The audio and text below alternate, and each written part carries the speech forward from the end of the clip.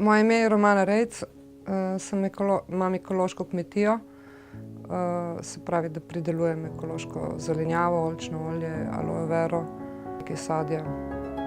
Sem članica tudi zadruge ekoloških pridelovalcev Slovenske Istre. Ja, na začetku smo se igrali. Smo pač se dali po skupinah, da smo v bistvu prišli do tega, kaj kdo hoče od zadruge. Na začetku nas je bilo mogoče malo precej več interesentov, kot nas je zdaj, resnih udeležencev, ne. In na začetku smo se mogli pač vsak pri sebi razčistiti, kaj pravzaprav pričakuje, kakšne so pričakovanja in kaj hoče od zadruge.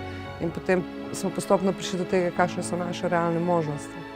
Naš prispevek družbi oziroma svetu, zemlji, kakorkoli gledamo, je to, da želimo zdravo in varno nahraniti pač našo skupino ljudi, ki se odloči za tovrstno prehrano.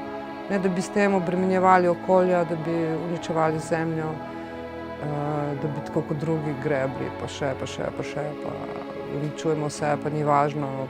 Ne, pač naš interes je, da ohranimo naravo, ekosistem, ne, se pravi, smo ekološki in hkrati s tem lahko tudi preživimo, ne, ker zato pa rabimo stranke. Dejstvo je to, no, da pač ne izkoriščamo niti zemlje, niti ljudi, narave, strank, pač nobenega.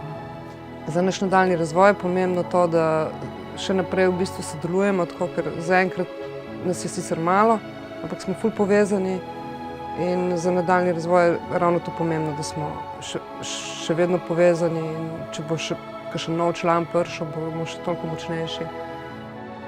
Kar se tiče ekološkega kmetijstva, v tem je prihodnost, če to delaš res iskreno in tako naprej. Recimo Slovenija ima veliko pomanjkanja sadja, sploh Istra, tako da vsakemu, ki se bo lotil proizvodnje sadja, bo sigurno uspel, če bo seveda delal, ne, brez dela pa ne bo šlo. Drugače jaz pravim tako, da več ko nas je, boljše bo za Slovenijo, za svet in za naše prebivalce.